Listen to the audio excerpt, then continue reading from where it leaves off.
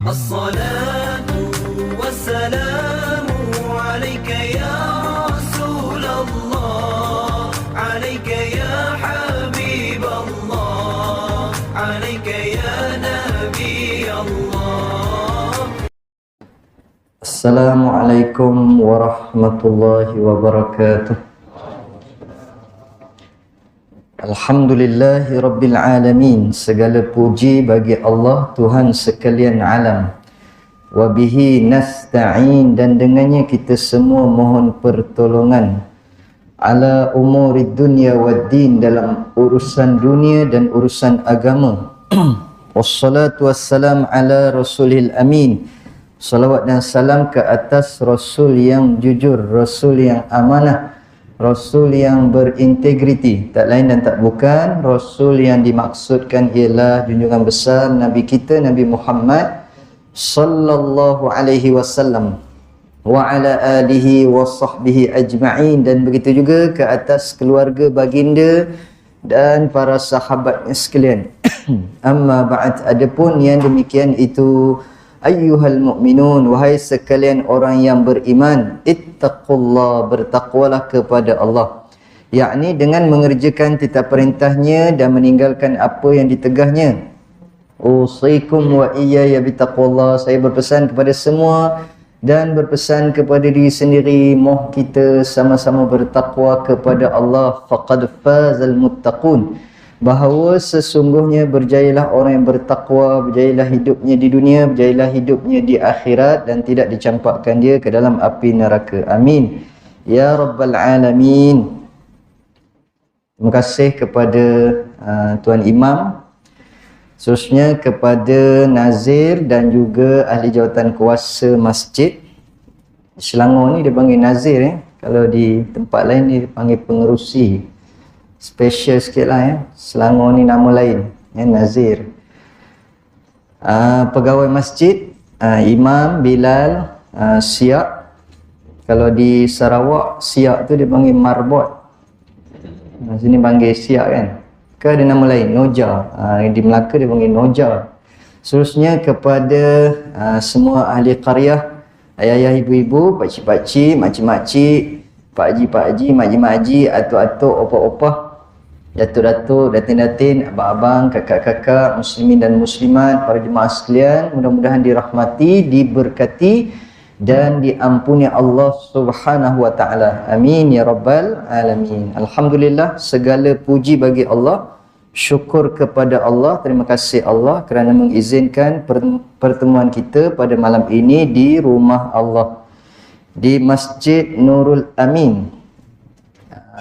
Apa tu? Sempak. Kampung Sempak apa? Sempah, Merbau Sempak.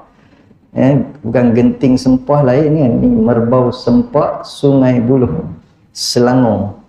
Jadi tuan-tuan, alhamdulillah kita berada di tempat yang paling mulia, satu-satu tempat yang mulia di sebuah negeri, sebuah daerah ataupun sebuah kampung itu, masajiduha, masjidnya. Baik tuan-tuan, malam ini tadi Imam kata ceramah Maulidur Rasul. Maulidur Rasul yang malam ni dia punya muqaddimah, dia punya pra dia. Nanti hari yang kejadiannya 28 September, hari Khamis, yang itu jatuh pada tanggal 12 Rabiul Awal. Mungkin masjid ada buat ceramah perdana lah, ataupun selepas tarikh itu kebiasaannya. Jadi malam ini kira macam acah-acah dia punya pra ceramah. Jadi tuan-tuan ni, malam ini saya datang dibawakan oleh Aman Palestin. Jadi sponsornya malam ni Aman Palestin. Saya dilantik jadi duta Aman Palestin sejak daripada 2016 sampai sekarang 2023, lebih kurang dah 7 tahun. Jadi tuan-tuan pun kenal rasanya dengan Aman Palestin ni, dia sebuah NPO. Dia nampak dia punya iklan-iklan dekat billboard, dekat dalam TV, dalam di radio, di media-media sosial, sebuah NPO, non-profit organization. Betul tak dia punya makhraj dia? Saya pun tak pandai sangat cakap orang putih ni. Jadi sebuah badan yang bukan berasaskan perniagaan ataupun keuntungan, tetapi badan yang menjadi perantara rakyat Malaysia yang nak membantu Palestin. Tuan-tuan bila dengar berita tentang Palestin mesti rasa kesian, rasa nak tolong. Tapi macam mana nak tolong? Takkan nak hantar sendiri, takkan nak main transfer je ke akaun mana. Silap-silap masuk ke akaun Israel pula perginya. Jadi kena ada satu badan yang menjadi perantara untuk kita sampaikan sumbangan-sumbangan kita kepada rakyat Palestin. Jadi setakat ini tuan-tuan, saya boleh katakan Aman Palestin ni trusted lah, dipercayai. Baik, jadi tuan-tuan dirahmati Allah sekalian, malam ini cerita Maulid Rasul ni saya akan kait-kaitkan dengan Palestin. Sebab hubungan Nabi kita Muhammad sallallahu alaihi wasallam dengan Palestin ni sebenarnya bukanlah jauh, tetapi sangat dekat. Kita selalu dengar sirah Nabi ni banyak berlega di Mekah dan di Madinah. Kita jarang dengar ataupun mungkin tak pernah dengar kot Nabi ni pergi ke Palestin.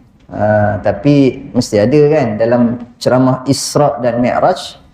Tempat yang Nabi singgah namanya Masjidil Aqsa. Masjidil Aqsa tu terletak di Palestin. Walaupun ada orang buat masjid reka bentuknya macam Masjidil Aqsa, tapi namanya bukan Masjidil Aqsa. Walaupun ada orang buat masjid reka bentuknya macam Masjidil Haram, tapi namanya bukan Masjidil Haram. Tuan-tuan pernah pergi tak masjid yang bentuk dia macam Masjidil Haram? Dia bukan dekat luar negara, dekat Malaysia. Dekat ada yang dah buat rombongan kamuaknya daripada masjid ni, dekat Gua Musang. Masjid tu pun namanya Masjid Razali ataupun Masjid Tengku Razali lah, kawasan dia kan. Jadi kalau tuan-tuan pergi ke situ, masjidnya sejibi macam Masjidil Haram. Sejibi, bukan sebiji. Pasal apa? Sebab dia tak sama besar, dia kecil sikit. Lepas tu pula dekat Masjid Razali ni tuan-tuan reka bentuknya macam Masjidil Haram. Memang dalamnya pun memang ada Kaabah. Memang betul-betul ada Kaabah. Tapi Kaabah di situ tak boleh lah tawaf. Cuma tawaf acah-acah boleh lah. Kalau tuan-tuan rasa lepas ni mahir harga nak pergi haji, pergi Gua Musang je lah. Kan? Haji sekarang makin mahir. Memang kata ada ikut dia punya ni lah, di kategori dia kan. T20 lah, B40 lah, apalah semua kena tambah. Lepas tu pula kalau ikut Gilio pula sekarang ni tuan-tuan, baru daftar tahun ini lagi 148 tahun baru sampai. 3 kali mati hidup balik baru sampai giliran. Jadi siapa rasa nak pergi cepat, pergi Gua Musang je lah. Video ni jangan dipotong pula, nanti sesat pula orang kata. Jadi tuan-tuan dirahmati Allah sekalian, boleh lah kalau nak tengok mana rupa Masjidil Haram kan. Tapi namanya Masjid Razali. Kemudian Masjid Nabawi, satu je Masjid Nabawi dekat Madinah, tak ada dekat tempat lain. Cuma ada orang buat reka bentuk macam Masjid Nabawi. Yang katanya dekat Selangor ni Masjid Al-Falah USJ. Tapi dalaman dia, rekaan dekor dalaman dia tu macam Masjid Nabawi. Dia punya mihrabnya tu pun ambil juga sama macam mihrab dekat Raudah, dekat Masjid Nabawi. Jadi kalau nak tengok rupa ataupun reka bentuk macam Masjidil Haram, macam Masjid Nabawi, macam Masjid Al-Aqsa, ada dekat negara kita tapi namanya bukan. Jadi tuan-tuan dirahmati Allah Subhanahu wa taala, kita berada dalam bulan Rabiul Awal. Bila sebut bulan Rabiul Awal, dia bulan 3 dalam kalender Islam. Sebut ajalah siap-siap bulan 3. Kalau tanya korang terkebil-kebil pula nak menjawabnya kan. Pasal kita jarang guna kalender Islam. Kita biasa guna kalender kuda, kalender orang putih, ataupun panggil kalender Melayu. Jadi kita kalau tanya Rabiul Awal bulan berapa? Kena kira daripada awal. Muharram, Safar, Rabiul Awal, baru dapat jawapan dia. Jadi Rabiul Awal ialah bulan 3 dalam kalender Islam. Dan kalau mengikut kalender Islam ni tuan-tuan, bulan 3 di negara Arab ialah permulaan kepada musim sejuk, musim bunga. Kemudian tak lama nak keluar buah. Dan lepas ni musim sejuk lah. Tuan-tuan yang baru saja balik daripada mengerjakan umrah mungkin bulan 8, bulan 7, kemudian musim haji hari itu kemuncak musim panas. Panas terik, hangat pijo. Orang Perak kata hangat pijo, orang Selangor sama tak? Jadi malam ini tuan-tuan ni banyak ceramah ni bahasa Perak lah ya. Tapi tuan-tuan jangan terkejut, kadang-kadang ada cakap Perak ni bunyi macam mencarut, tapi sebenarnya bukan mencarut. Macam baru ni saya ceramah cerita pasal Al-Quran. Saya kata kita kena bagi lancar kan, Al-Quran kena bagi lancar. Saya tengok jemaah semua berubah muka, ustaz mencarut ke apa katanya kan. Bukannya lancar lancar tu lancar. Kena bagi baca Al-Quran lancar, baru dapat pahala ekstra. Tapi kalau baca pun terbenak-benak, dapat pahala juga. Nabi kata falahu ajran, baginya 2 pahala. Siapa baca Al-Quran merangkak-angkak yuta'ti'u pun dapat 2 pahala, kalau lancar lagi banyak. Jadi tuan-tuan dirahmati Allah Subhanahu wa taala, Nabi kita Muhammad sallallahu alaihi wasallam lahir pada bulan Rabiul Awal, hari Senayan. Saya dengar atuk saya sebut hari Senayan. Mula-mula dulu saya dengar apalah atuk saya ni sebut hari Senayan. Nampak benar orang dulu tak sekolah agamanya, ngaji pun tak tinggi, tak kat jam 5, sebut pun tak betul hari Senayan. Tapi bila saya dah mengaji sekolah Arab tuan-tuan ni, rupanya orang tua yang sebut Senayan tu lagi betul daripada orang sekarang lagi malas sebut Senin je kan. Sebab dalam bahasa Arab dia sebut Yaumul Ithnain ya. Bila sebut Yaumul Ithnain, rupanya orang dulu nak sebut Ithnain Senayan begini. Okey lah tu, dia dekat nak bunyi bahasa Arab, kita yang malas Senin aja. Jadi tuan-tuan, Nabi lahir pada hari Isnin, kemudian tahunnya tahun gajah. Yang itu semua orang dah tahu dah, sekolah tadika pun tahu kan. Tapi nak ceritanya tuan-tuan, kata ulama, Nabi ni dia tidak menumpang populariti siapa-siapa. Bulan Rabiul Awal asalnya bukan bulan yang terkenal pun ya. Kalau ikut bulan yang terkenal ataupun bulan yang paling mulia, bulan Ramadan, Sayyidus Syuhur. Kemudian kalau ikut hari yang paling mulia, hari Jumaat. Kenapa Nabi tak lahir bulan Ramadan, hari Jumaat? Barulah padu ya, barulah mantul. Budak-budak sekarang kata mantul, mantap betul ya, barulah terbaik ya. Nabi tu sendiri dah Nabi yang terbaik, lahir pula pada bulan yang terbaik, kemudian hari yang terbaik, barulah semuanya all star. Tapi Nabi tidak lahir pada bulan Ramadan, dilahirkan pada bulan Rabiul Awal, menjadikan bulan Rabiul Awal itu masyhur, glamour. Maknanya bulan itu yang menumpang glamour Nabi Muhammad sallallahu alaihi wasallam. Hari Isnin asalnya bukan hari yang terkenal pun ya. Tambah-tambah orang putih kata Monday Blues kan, hari yang malas nak pergi kerja. Sebenarnya tuan-tuan, pasal apa malas? Sebab kita malas sebab tu malas nak pergi kerja. Yang kedua, sebab sepatutnya pergi kerja hari Ahad, bukan hari Isnin. Kalau ikut kalender Islam, Yaumul Ahad hari pertama, Yaumul Ithnain hari kedua kan. Tapi kita pasal gunakan kita ikut orang putih, jadi itu yang hari Isnin pergi kerja, sepatutnya hari Ahad. Kita sepatutnya cuti hari Jumaat dan Sabtu. Sepatutnya itulah. Cuma ada negara-negara dalam negeri dalam Malaysia ni yang cuti hari Jumaat dan Sabtu. Tapi mungkin negeri kita belum buat lagi, insya-Allah coming soon.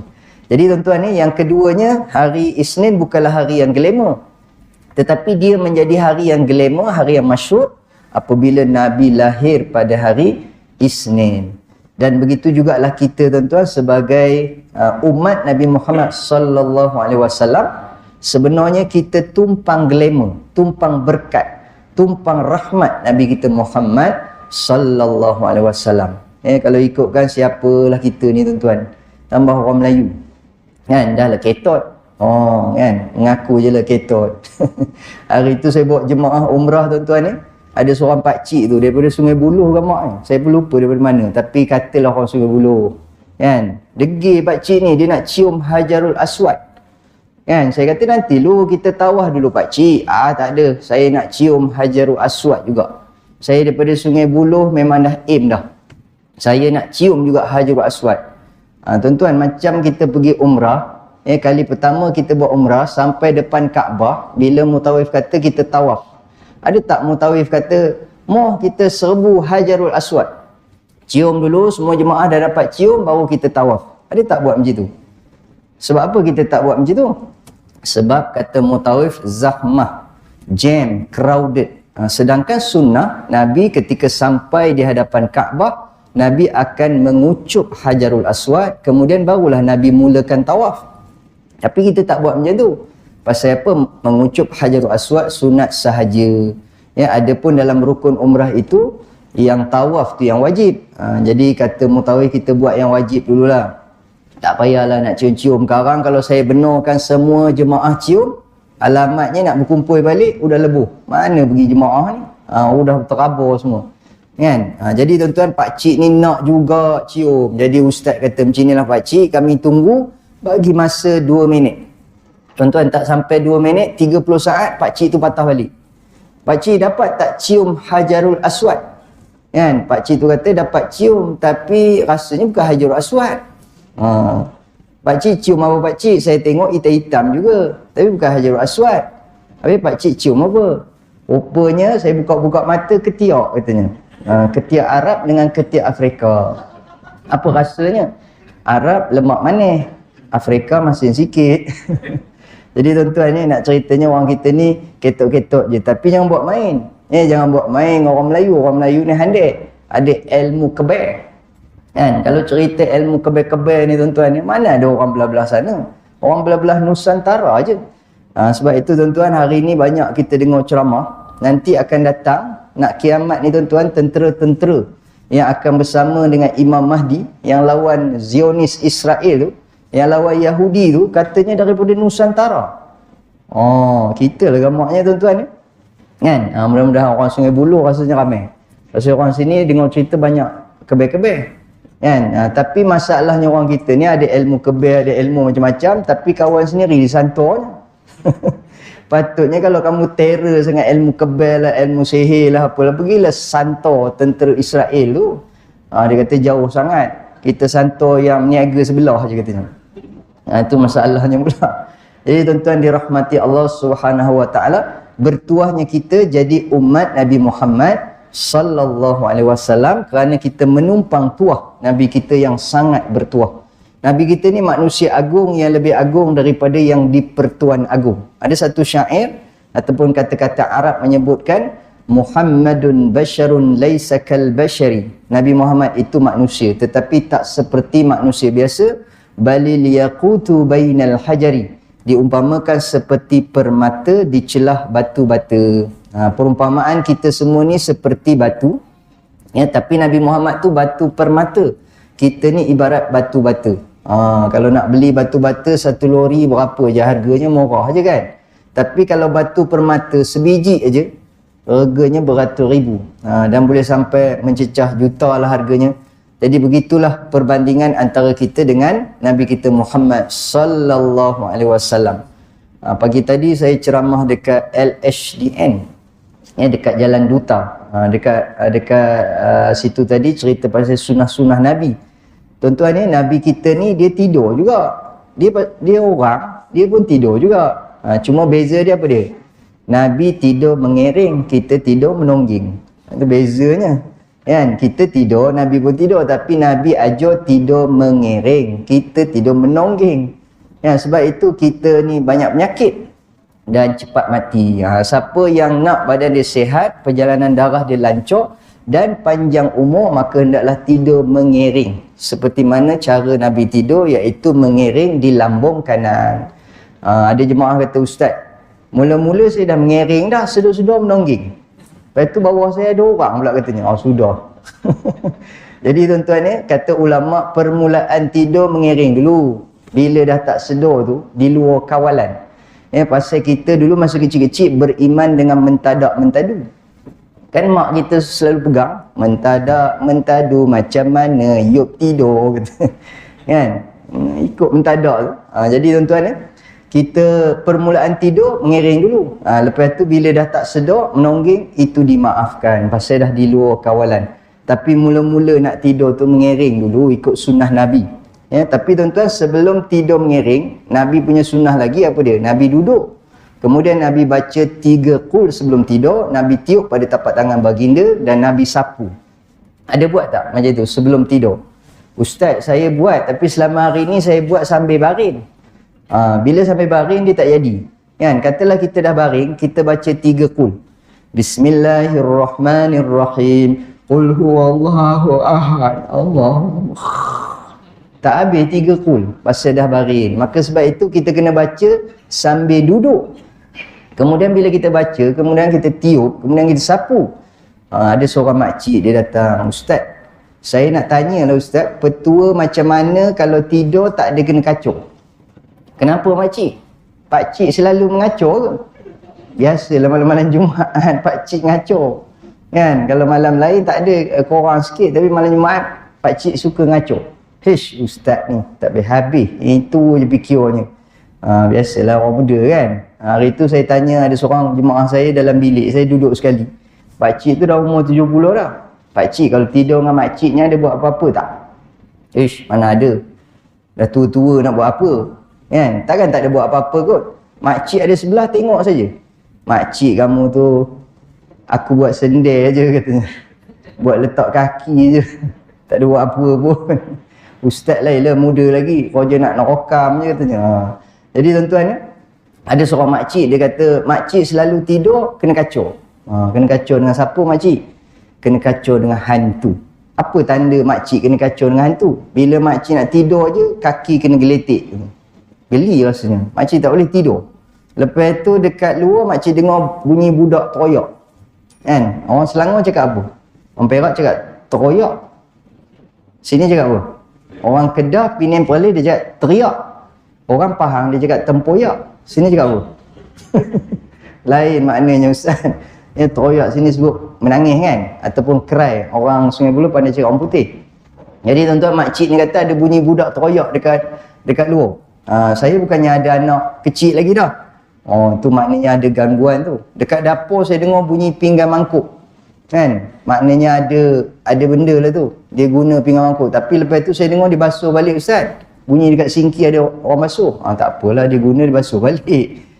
Tapi macam mana cara nak hilangkan yang suka ngacau-ngacau ni, hantu-hantu ni?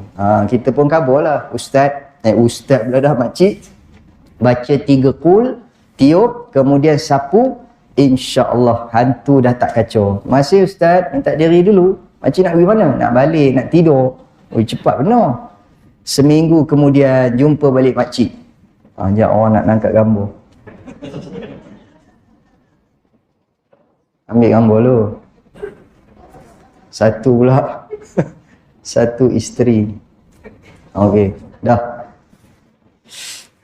Nanti tenganga tak lawa pula.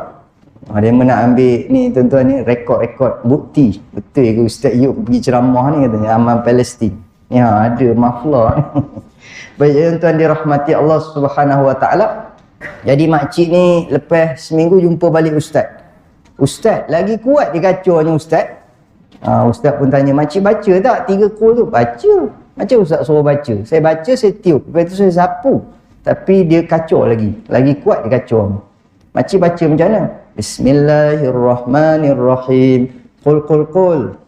Makcik sapu. Ustaz kata baca 3 qul. Rupanya tuan-tuan ni nak bercakap dengan orang ni kita kena tengok level. Patutlah Nabi kata khatibun nas ala qadri uqulihim. Bercakap dengan manusia kena tengok dia punya tahap akal dia. Kadang-kadang dia lurui, lurui bendui. Macam saya pernah tengok pengantin. Ya. Naib kadi. Kita punya imam kita juru nikah kan. Mesti ada pengalaman macam-macam. Kadang-kadang bila suruh istighfar, pantasnya mengucap. Kita istighfar dulu. Kan? Dia pun asyhadu an la ilaha illallah. Tok Naib kata itu mengucap, saya suruh istighfar, dia tepuk dahi. Astaghfirullahalazim. Silap ke? Istighfar yang mana? Yang kamu tepuk dahi tadi itulah. Kan? Lepas tu bila suruh baca surah Al-Fatihah dia tergebil-gebil. Bacalah surah Al-Fatihah. Mam, saya tak ingat lah, boleh tak baca pangkit dia? Aku pula yang kena baca, bukan aku nak kahwin. Bismillahirrahmanirrahim. Alhamdulillahi Rabbil Alamin. Tahu dah. Dia pun sambung sampai habis. Kan? Tadi saya suruh baca, kenapa tak baca surah Al-Fatihah? Cakaplah baca Alham. Baca Alham daripada tadi saya baca. Rupanya dia tak tahu nama surah. Jadi tuan-tuan dirahmati Allah Subhanahu Wa Taala, Nabi tidur mengiring, bukan tidur menongging. Nabi buang air, buang air kecil ke air besar ke, dah tentulah mencangkung. Kan? Tapi kita kadang-kadang buang air besar, memang dah elok mencangkung. Mana ada orang berak diri, tak keluar pula. Tapi tang kencing tu, ramai yang masih lagi berdiri. Ustaz saya ni uzur, dah tak boleh mencangkung dah. Tapi kadang-kadang tuan-tuan ni ada orang katalah mungkin daripada zaman muda lagi dah biasa. Jadi jangan biasakan daripada zaman remaja, zaman kanak-kanak lagi kita biasakan kencing mencangkung. Walaupun masa tu kencing tengah derah lagi. Sebab tu berhenti azan ni. Okey, kita berhenti azan Isyak. Beri laluan kepada azan Isyak. Lepas tu boleh sambung? Okey, kita sambung lagi, Mam ya? Boleh? Biasa kalau lepas azan ni sambung dalam sejam lagi? Boleh Ustaz, boleh belah. InsyaAllah lagi 15 minit macam itulah Boleh tuan-tuan ni? Bagilah can.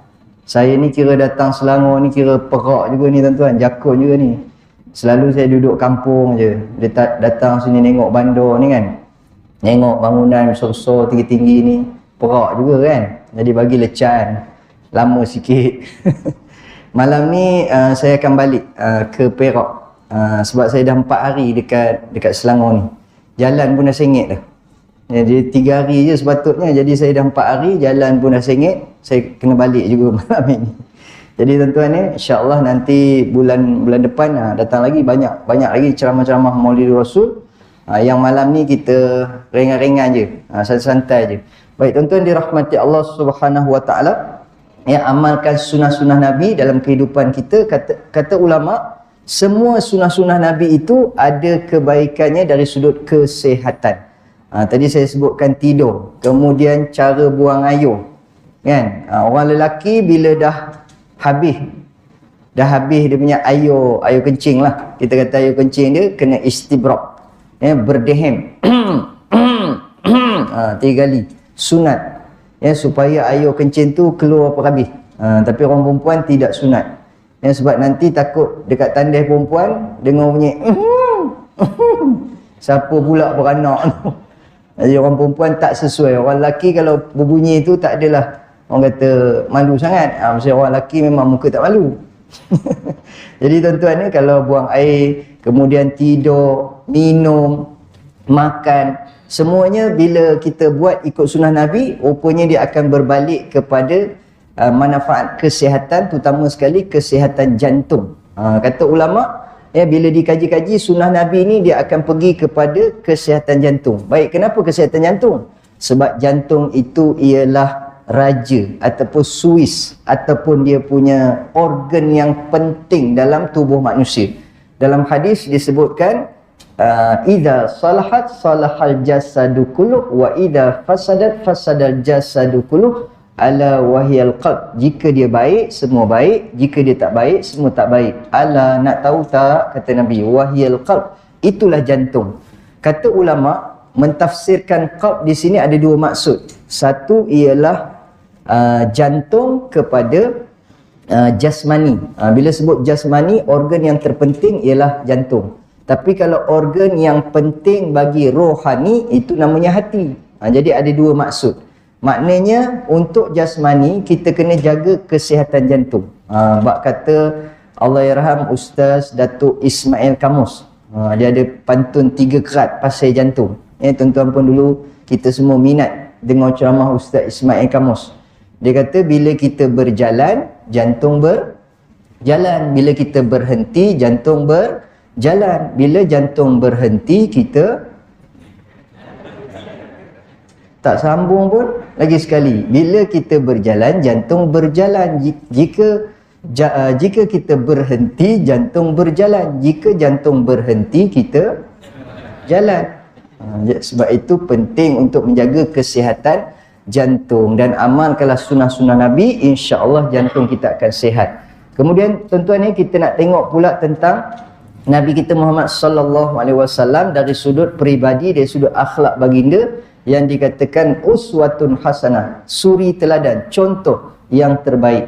Siapa dekat sini yang bergelar suami, jadilah suami sebagaimana Rasulullah sallallahu alaihi wasallam. Jadi maksud jadi suami seperti Rasulullah ni apa? Kena kahwin ramai lah. Kalau ikutkan macam itulah, sebab isteri Nabi ramai. Kita kenapa isteri seorang aja? Ya, semalam saya ceramah dekat Wan Selayang. Pengerusi masjid jawab, sebab kami ada penyakit TB katanya. Penyakit TB tu apa? Takut bini. Jadi tuan-tuan ni, sebenarnya kita laki-laki ni bukanlah takut bini. Ya, dan bukan bini tak takutkan kita, tetapi bini kita menakutkan. Maka sebab itulah kita hanya kahwin seorang sahaja. Baru ni waktu saya pergi ceramah dekat Labuan, minggu lepas saya ceramah dekat Labuan, ya, saya terkejut ada seorang ustazah. Dia kata, ustaz kena berani. Saya pun heran. Saya katakan saya ceramah tentang Palestin ni, saya ngajak orang supaya kita lawan Israel. Bila masa pula saya penakut? Yalah, sebab ustaz isteri seorang je. Kalau betul ustaz berani, ya, dengan Israel pun ustaz berani, takkanlah dengan isteri takut. Ustaz kena kahwin 2, 3 ataupun 4, baru namanya ustaz. Saya kata isteri saya syaratkan kalau nak kahwin 2 kena pakai Tesla. Kalau tak pakai Tesla saya tak boleh kahwin 2. Jadi saya tengah kumpul duit nak beli Tesla. Jadi tuan-tuan ni, saya pun terkejut. Yang cabar saya tu perempuan. Selalunya yang suruh kita ni, yang hasut kita ni lelaki, kan? Tapi ustazah ni kata apa dia? Setelah saya rasa nikmat. Saya kata nikmat apa tu? Malam pertama ke? Bukan, nikmat bermadu. Barulah saya tahu madu itu manis. Ya, dulunya saya tak tahu sebab saya tak pernah merasainya. Saya rasa benda tu pahit. Akan tetapi bila saya dah bermadu, baru saya tahu madu itu manis. Jadi macam mana muslimat, ya, ibu-ibu setuju tak? Saya tengok ada yang sen-sen tangan. Jaga ustaz ni tak balik dia malam ni. Jadi tuan-tuan ni, ada seorang ustazah dalam ceramah dia. Saya sukalah, ya, kita pun suka kalau ustazah yang ceramah macam tu. Cuma orang perempuan tak suka. Kenapa? Ustazah ni dalam ceramah dia, dia kata, wahai ibu-ibu muslimat yang dirahmati Allah, kita kena reda bila suami kita nak kahwin 2, 3, 4, sebab ini hukum Allah. Jangan kita bantah, nanti kita jadi isteri yang derhaka. Kita kena izinkan kalau suami kita nak kahwin lagi. Maknanya dalam ceramah tu ustazah kata kita kena reda, kena benarkan. Benda ni dibenarkan dalam agama. Kenapa kita kena bantah, nanti kita jadi isteri derhaka? Habis-habis ceramah, ya, ada muslimat angkat tangan. Ustazah nak tanya soalan, macam mana kalau yang kahwin tu suami ustazah? Oh, tadi saya cakap tu untuk suami orang, suami saya tak boleh. Lepas tu muslimat kata, sebenarnya ustazah saya nak bagi tahu, saya ni madu ustazah. Oh, pengsan terus ustazah. Jadi tuan-tuan dirahmati Allah Subhanahu Wa Taala, malam ini kita nak offer. Ya, sebab apa? Sambil-sambil saya ceramah tentang Palestin dengan hubungannya dengan Nabi kita. Ya tuan-tuan ni, ini betul-betul ni, ini bukan cubaan. Tuan-tuan habis aja ceramah malam ni, lepas isyak kita ada buka booth. Tuan-tuan, salah satu daripada produk Aman Palestin ialah penajaan. Kalau tuan-tuan rasa nak taja anak yatim Palestin, anak yatim Syria, kita ada profil, kita ada senarai anak-anak yatim. Di sana ramai anak yatim, beratus ribu. RM180 je sebulan. Mahal ke murah? Murah je tu. Kan, orang Sungai Buloh semua orang kaya-kaya. Saya tengok sini cara duduk pun saya kenal. Kan, sini banyak YB. Tahu apa maksud YB? Bukan yang bersara, yang bersandar. Yang bersandar tu semua yang bersandar tu biasanya orang kaya-kaya. Ya, jadi tuan-tuan ya, RM180 sebulan. Kalau bayar seorang rasa berat, kongsi dengan isteri. RM90 seorang. Kalau rasa berat lagi, satu family kita kongsi, ya, taja seorang anak yatim. Kemudian kalau tuan-tuan nak murah sikit, boleh taja keluarga syuhada, iaitu ibu-ibu tunggal. Hari tu dekat Melaka saya ceramah tuan-tuan ya, saya tengok ramai yang berminat yang package ibu tunggal. Yang ini murah sikit, iaitu RM100 sebulan. Pengerusi masjid yang dekat Melaka tuan-tuan, dia kata, Ustaz, alang-alang taja tiap-tiap bulan 100 ni, baik saya kahwin aja. Kan? Daripada bayar 100, baik saya bagi nafkah. Dapat zahir dengan batin sekali, katanya. Jadi malam ini saya kabarlah siap-siap. Kalau adalah jemaah di sini yang berhajat nak kahwin dengan ibu-ibu tunggal di Palestin. Ada ramai tuan-tuan. Ya, ramai balu-balu ataupun kita kata ibu-ibu tunggal kepada syuhada, iaitu kepada tentera Al-Qassam, kemudian kepada penduduk Palestin yang dibunuh oleh tentera Israel ni, ada ramai ibu-ibu tunggal. Jadi malam ni kalau siapa yang berhajat, ya, PM tepi. Kita ada senarai, ya, ada senarai. Jadi di Melaka tu yang nak buat tu pengerusi masjid. Jadi saya pun sukalah kalau pengerusi yang buat dulu. Macam nazir ataupun imam. Sebab bila nazir buat dulu, barulah AJK ikut. Kemudian bila imam buat, barulah jemaah pun buat. Dia kena ketua buat dulu. Jadi untuk masjid malam ni pun saya offer kepada imam ataupun nazir dulu. Dan kalau imam tak berani, kita bagilah kepada Bilal ataupun AJK yang lain. Seeloknya begitulah. Jadi pengerusi masjid dekat Melaka tu, dia kata berapa kos? Kalau betul nak kahwin ni berapa kos? Saya kata standby dalam anggaran 50k. Bila sebut 50k, dia terkejut. Kenapa orang Palestin tapi harganya Yahudi, kata. Mahal pula, kata. Kita nak tolong, kena pula sampai 50,000. Kita pun pujuk balik, Haji, macam ni Haji, kita nak bawa pembantu rumah Indon pun Haji. Berapa permulaan dia? 20k lebih, itu pembantu rumah Haji. Ini kan kita nak bawa Arab, nak buat isteri, matanya hijau, coklat, biru. Terus Haji tu nyorongin. Kan, Haji tu kata, jadi Ustaz, mata dia biru, biru Haji, coklat. Kan, dia kata okey lah, 50k tu bawah bantai je, bawah tilam banyak lagi. Lepas tu, Haji tulis nama ya. Okey Ustaz, tulis nama saya. Jap. Kenapa pula Haji? Lupa nak tanya umurnya berapa. Kita pun khabar umur lingkungan 60-70. Haji tu terus kata, cancel, jangan tulis. Kenapa pula? Haji tadi kata nak. Saya ingatkan yang muda-muda. Opa dah tua, nak buat apa, kata. Kita sebenarnya tuan-tuan ni tengok kepada orang yang bertanya. Kalau yang bertanya tu kita tengok umur anggaran 60-70, kita bagi yang sekufu. Ya, dalam Islam sendiri pun bila berkahwin dia ada istilah dia panggil sekufu, yang sama padan. Jangan bagi yang tak padan, sebab kita ada kes imam tu umur 60, kita bagi yang muda sebulan tak datang masjid. Jadi kita tak nak kes berulang. Jadi tuan-tuan ni saja gurau-gurau, sebenarnya ada je yang muda-muda pun ada, saja. Baik, jadi tuan-tuan ni menaja ibu tunggal, menaja anak yatim, itu salah satulah daripada produk-produk yang kita ada.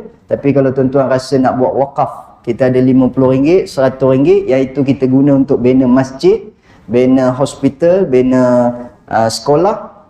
Kemudian kita bantu mereka dari sudut pertanian. Tuan-tuan kalau nak tahu kurma yang paling besar di dunia ni namanya kurma Mekjol daripada Palestin. Biasa kalau kita pergi ke ladang kurma di Madinah, jarang-jarang juga kita jumpa kurma Mekjol ni, sekali-sekala ada jumpa. Tapi nak bagi tahunya kurma yang paling besar, kurma daripada Palestin. Negara dia memang subur. Tahun lepas saya pergi Syria, Palestin, Jordan, Lebanon, disebut oleh Nabi dalam banyak hadis-hadis baginda negeri Syam. Jadi bila sebut negeri Syam, Palestin, Syria, Jordan, Lebanon, negeri dia memang subur. Dia punya buah tembikar dia besar meja.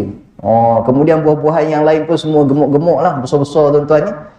Kalau di negara Mesir pula, kalau di negara Mesir, sebab saya pernah jual buah masa PKP dulu, kan. Saya pun tak terbayang sampai nak jual buah, tapi oleh kerana dah jadi asnaf masa tu, masa PKP tu jadi asnaf, kawan saya datang hantar telur dengan beras, kan. Dia kata, "Yop, kami dengar berita Mika dah jadi asnaf." Saya kata tak payahlah hantar beras dengan gula bagi orang lain lah, kan. Beras dengan telur ni bagi orang lain lah. Tapi tak apalah, ambil je lah, ada lebih. Jadi masa tu saya dapat offer daripada kawan saya suruh jual buah. Rupanya laku tuan-tuan, jual buah oren. Sebab masa tu semua orang nak vitamin C, musim-musim Covid, orang semua nak vitamin C. Jadi disuruh saya jual buah oren. Saya kata, oren ni daripada mana ni? Cina ke? Bukan, ini oren Mesir. Rupanya tuan-tuan ni saya baru tahu, oren terbaik di dunia daripada Mesir. Ya, oren terbaik di dunia daripada Mesir. Rasa dia lemak manis, kemudian dia tak ada biji. Ada satu jenis oren tu namanya Abu Surrah. Abu Surrah ni kalau siapa yang mengaji di Mesir tahulah, di sana murah je. Ya, Abu Surrah ni tuan-tuan ni, kalau ikut maksud dia bapak pusat. Bila kita tengok oren tu, dia ada pusat. Patutlah bila saya jual buah oren, makcik-makcik, pakcik-pakcik datang, dia belik-belik buah tu. Rupanya dia tengok pusat. Saya pun tanya, makcik, belik apa tu makcik? Sama semua oren. Nengok pusat katanya. Makcik nak buat apa nengok pusat? Kalau pusatnya besar, manis katanya. Kan? Saya kata kalau nak tengok orang manis tak manis, tengok pusat ke? Sama lah katanya. Nak tahu orang manis tak manis pun tengok pusat juga. Tuan-tuan balik ni tengok pusat masing-masing. Ya, kalau besar, manis. Siapa pusatnya tenggelam, kurang sikit. Jadi tuan-tuan dirahmati Allah sekalian, bila saya dah tak menjual buah, sekarang ni kawan-kawan saya tanya, Ustaz, dah tak jual buah ke? Saya kata, buah apa? Buah limau Fir'aun. Pula, bila masa aku jual buah limau Fir'aun, dia panggil buah oren Mesir tu buah limau Fir'aun. Jadi nak ceritanya tuan-tuan ni, negara-negara Arab ni yang peliknya, tanah dia, cuaca dia panas. Kan? Bumi dia padang pasir, kering kontang. Tapi buah-buahan dia memang subur-subur. Jadi, kami di Aman Palestin, kalau bulan Ramadan, kami bawa stok kurma Mekjul. Banyak kurma Mekjul. Tapi ini dah habis dah. Pasal dah habis bulan Ramadan. Jadi mood orang nak makan kurma pun dah kurang sekarang ni. Baru ni kami ceramah dekat universiti. Kan? Saya pun tanya, korang amal tak makan kurma? Kalau nak bagi otak kita ni cerdas, bijak, salah satu daripada amalannya ialah makan kurma. Dan kalau mampu, makan kurma ajwah. Kata Nabi, man tasabbaha kulla yawmin sab'a tamaratin ajwa lam yadurruhu dhalikal yawm summun wala sihrun. Siapa yang amalkan makan kurma ajwah 7 biji setiap pagi, terhindar dia daripada racun dan sihir pada hari berkenaan. Kalau mampulah, sebab kurma ajwah ni dia paling mahal. Sekilo dia boleh cecah sampai RM100 dan dia boleh cecah sampai RM120. Yang itu namanya ajwah aliyah, iaitu kurma ajwah yang ditanam di tempat tinggi di Madinah. Sebab tu dia punya harga pun mahal. Grade nombor 2, kurma selepas ajwah, namanya Mekjul. Harga dia RM90. Tu ada pakcik-pakcik datang nak beli kurma Mekjul. Mana kurma Palestin yang besar tu? Kita kata, ni pakcik. Ni pakcik. Yang sekilo tu berapa? RM90 pakcik. Berapa? Kenapa kurma Palestin harga Yahudi? Pun sekali lagi juga. Pasal orang kita ni bila mahal je katanya harga Yahudi. Tuan-tuan, yang peliknya orang kita ni kan, bila suruh makan makanan sunnah rasa mahal. Ya, bila suruh wakaf rasa mahal. Bila ambil bahagian korban rasa mahal. Sebelum ni kami kempen korban satu bahagian 2,300 dekat Palestin, 1,900 dekat Syria. Ustaz, ada tak yang murah sikit? Ada dekat Yaman RM700. Ustaz tu murah sangat. Ada tak yang mahal sikit? Orang tu tengok perangai. Daripada mahal nak murah. Lepas tu nak murah lagi. Bila kita dah bagi murah, dia kata mahal sikit. Ada tak? Kita kata ada juga. 750. Namanya korban sejuk beku. Yang itu kita buat korban dekat Brazil dengan India. Sebab di sana kos lembu dia, pengurusan dia punya ibadah korban dia tu murah. Jadi kita dapat RM750 korban sejuk beku. Kemudian kita hantar 2-3 bulan kemudian dekat Palestin dengan Syria. Tapi tuan-tuan, orang kita ni bila sebut nak buat korban, nak buat akikah, nak buat benda-benda yang ibadah ni, dia macam lemah sikit, macam lambat sikit. Tapi bila buat konsert, habis tiket dijual dalam masa 2 jam. Ada tak orang Sungai Buloh ni pergi tengok Blackpink hari tu? Tak tahulah, saya dengar lah, saya tengok dekat TikTok dia mengatakan, bila tengok Blackpink tu menari, tak nampak black, nampak pink. Nampak pink. Kan? Lepas tu boleh pula dia cakap, Alhamdulillah dapat tiket depan pentas katanya. Alhamdulillah, 5,000 je. Boleh pula dia khabar, 5,000 je katanya. Kan? Tapi kalau suruh korban, tak tahulah. Kan? Lepas tu pula bulan 11 ni Coldplay pula. Yang itu pun lebih kurang jugalah. 80,000 seat, jual 2 jam, sold out. Tiket dia lagi mahal, sampai ada yang cecah 40,000. Tu pun orang beli juga. Kan? Lepas tu ada pula geng kata apa? Tambah 1 malam lagi sebab ramai tak dapat tiket ni. Orang mana yang sampai sanggup nak tengok 1 malam lagi? Lepas tu ada pula geng kata, oi, Oi, tak ingat ke 2 tahun dah bala corona Allah hantar. Kan? Ramai yang dah meninggal. Dan macam-macam lah kita kata kesengsaraan hidup kita dalam masa 2 tahun ni. Saya pun rasanya nyaris-nyaris tak mati jugalah tuan-tuan ni. Saya 3 kali kena COVID. Tuan-tuan berapa kali? Dia rupanya ikut berapa kali vaksin. Siapa vaksin 3 kali, 3 kali kena COVID. Saya ingat hari tu dah vaksin 2 kali, dah kebel dah. Lepas tu bila nak pergi umrah, dia kata syaratnya kena ambil dos penggalak. Saya pun cucuk lah sekali lagi. Rupanya balik umrah kena juga. Dia 3 kali vaksin, 3 kali COVID. Lepas tu ada kawan saya kata, kalau tak nak lagi kena COVID, ambil yang keempat. Kan? Saya kata tak nak lah. Betul. Saya kata betul ke ni? Betul. Dia kata ambil yang keempat, tak kena COVID dah. Rupanya betul tuan-tuan. Bila ambil yang keempat, ramai yang meninggal. Tak kena COVID dah. Lepas tu ramai dah meninggal semua tak kena COVID dah. Rupanya betul lah. Jadi tuan-tuan ambil yang keempat, tak ada kena sakit apa dah. Baik, jadi tuan-tuan dirahmati Allah Subhanahu Wa Taala. Kat mana kita cerita saya pun dah tak ingat dah. Nak ceritanya Nabi kita Muhammad sallallahu alaihi wasallam hubungannya dekat dengan bumi Palestin. Daripada kecil lagi rupanya. Sebab masa kita dengar sirah Nabi kecil-kecil, Nabi ikut pakcik dia berdagang ke Syam. Masa tu tak disebut Palestin, tak disebut Syria, Jordan, Lebanon. Rupanya Syam itulah Palestin, Syria, Jordan, Lebanon. Masa kecil Nabi dah pergi. Kemudian bila Nabi dah meningkat dewasa, Nabi naik pangkat jadi pengurus barang-barang dagangan Khadijah. Pun sama juga, pergi ke Syam. Rupanya Syam itulah Palestin, Syria, Jordan, Lebanon. Tuan-tuan, kata ulama', kalau kita ikut sunnah Nabi dari segi dia punya amalan harian dia, kita juga ikut sunnah. Ke mana tempat yang Nabi pergi, kita pergi. Antara tempat yang Nabi pergi ialah Palestin. Alhamdulillah kita sekarang ni Mekah tu insya-Allah lah masuk dalam senarai. Walaupun kadang-kadang ada orang kata, Ustaz, saya tak ada duit lah Ustaz nak pergi umrah, nak pergi Mekah, tak ada duit lah. Tahu-tahu dia pergi Hanyai, ada pula duit. Kan? Tahu-tahu pergi Korea. Ustaz, duit nak pergi umrah tak cukup, mahal 8,000, 9,000, 10,000. Tu yang saya pergi Hanyai, baru model dalam 1,200 je katanya habis. Kata ulama' tuan-tuan ya, siapa yang keluar daripada tanah air dia, kan, keluar saja bila sebut musafir keluar daripada tanah air, nombor 1 kena pergi Mekah, nombor 2 Madinah, nombor 3 Palestin. Itu berdasarkan hadis Nabi sallallahu alaihi wasallam. Nabi kata la tushaddur rihal illa ila thalathati masajid. Janganlah kamu bersusah payah untuk sampai 3 masjid. Jadi kata ulama' maksud Nabi kata sampai 3 masjid. Masjidil Haram di Mekah, Masjid Nabawi di Madinah, Masjidil Aqsa di Palestin. Itu menunjukkan bila kita nak keluar daripada tanah air kita ni, ya, kalau kita ada kumpul duit, kumpul modal, nak ke mana dulu? Mekah dulu, Madinah, Palestin. Balik tu barulah nak pergi Korea 8 kali pun tak apa. Ustaz, saya cadang nak pergi Israel, pergilah. Ustaz, saya cadang nak pergi Amerika, pergilah. Tapi syaratnya mesti pergi 3 tempat ni dulu.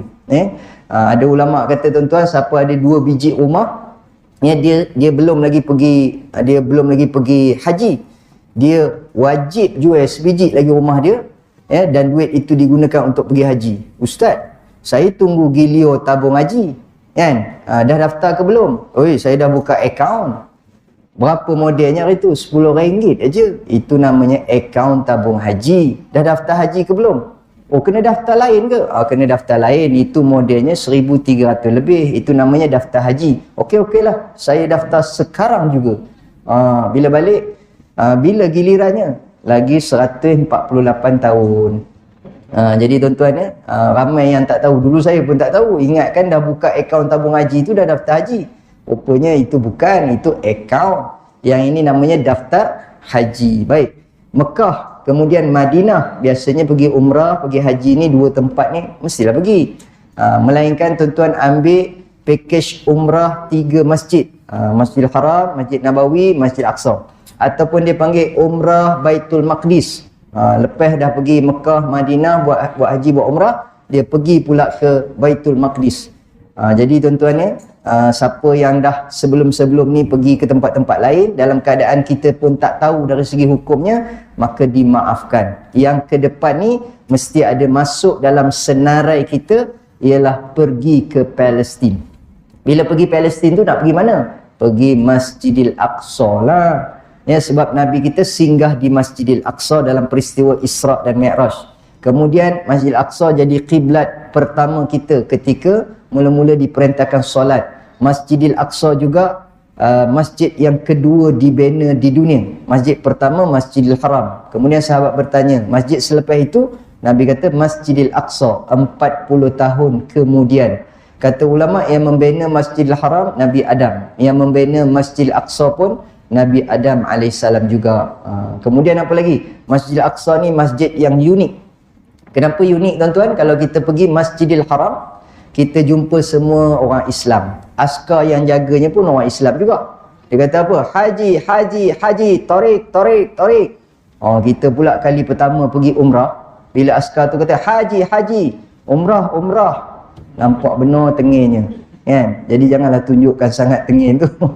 Dia bukan tahu nama kita, dia panggil semua haji, haji, haji, tarik, haji, haji, roh. Bila pula aku jadi roh? Roh tu rupanya dia halau kita. Dia tak bagi kita masuk masjid. Kita pun heran. Pasal apa nak masuk masjid? Tak boleh. Rupanya kita datang lambat. Kita jangan bawa budaya di Sungai Buloh pergi ke Mekah. Kita dekat sini tak apa. Allahu Akbar, Allahu Akbar. Isteri kata, bang, dah azan dah bang. Baru azan, belum qomat. Itu biasanya orang yang rumah dekat. Perangai dia tu. Dia rasa dan. Allahu Akbar, Allahu Akbar, asyhadu an la ilaha illallah. Bang, bila dah qomat dah bang? Baru qomat, belum takbir. Dengar imam kita tu suara dereh. Allahu Akbar. Dengar, sempat.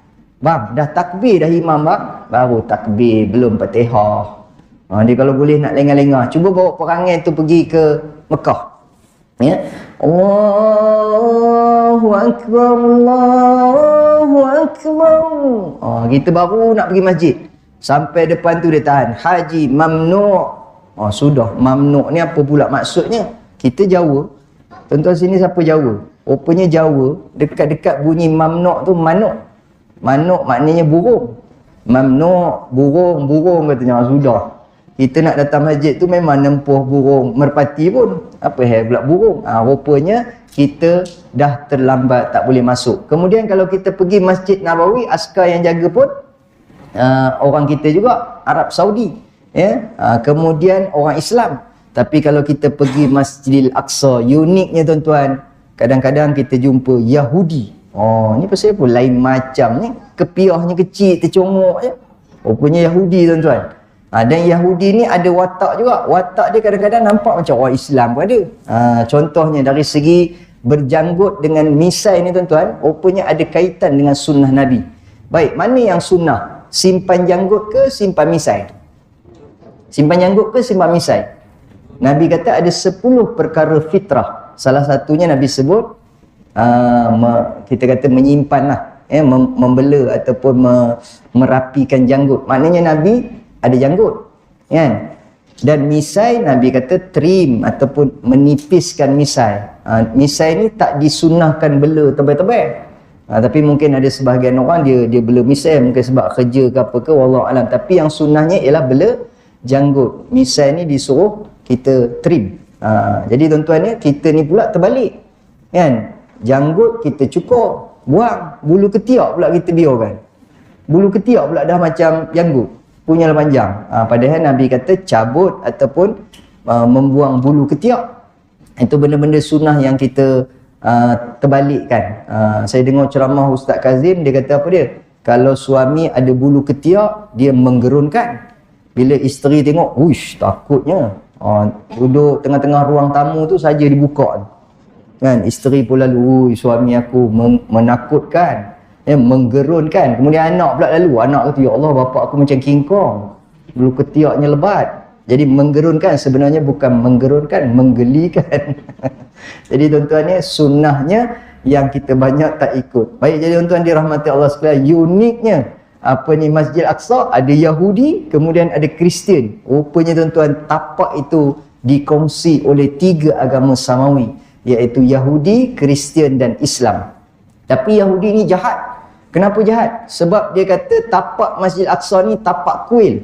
Kami nak robohkan Masjid Aqsa dan kami nak bina Haikal Sulaiman ataupun dipanggil The Solomon Temple. Apa ni, Kristian boleh buat kira lagi, boleh berunding lagi. Dia boleh terima gereja dia di sebelah Masjid Aqsa. Tapi Yahudi kata apa dia? Tapak Masjid Aqsa ni tapak kami. Jadi antara Yahudi dengan Kristian, Allah sendiri menyebut dalam Al-Quran, ya, Kristian ni kira boleh buat kira lagi, boleh berunding lagi. Tapi yang kata Yahudi, memang dah nama pun Yahudi, perangai pun macam Yahudi. Dia nak robohkan Masjid Aqsa. Itulah yang berlaku sekarang ni di Masjid Aqsa. Jadi kita kena pertahankan Masjid Aqsa. Ustaz, kami mempertahankan Masjid Nurul Amin aja. Biar ajalah Masjid Aqsa tu, lantak orang Palestin sendiri yang jaga.